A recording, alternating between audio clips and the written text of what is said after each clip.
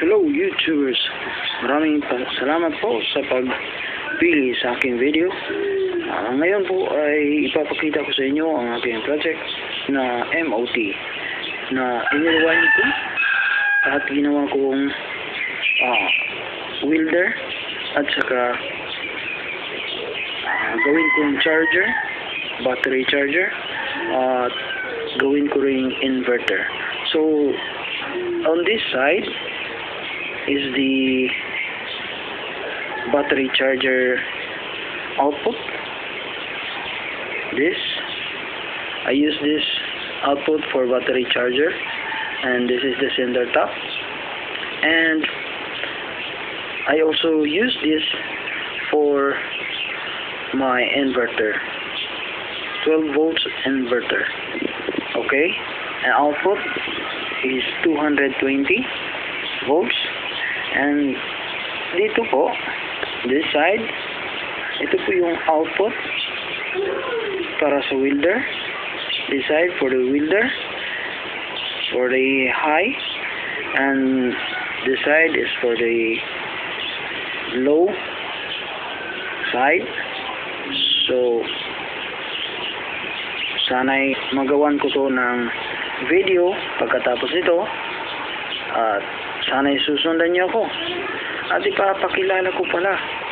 Okay, ipapakita ko rin sa inyo ang aking 3-in-1 homemade energy saver. Lahat ng project na ito ay homemade, so hindi pa ito napapakita sa iba at wala pang nakagawa nito. Itong MOT project ko ngayon ay multi-purpose. Okay, meron siyang gamit na for inverter and for battery charger and also a welder. Okay, at ito namang isa, ang casing na ginamit dito ay sa computer power supply. Tinanggal ko yung laman, so I pull out all the parts inside and I put my energy saving device that is 3-in-1 that can drive microwave oven toaster and rice cooker.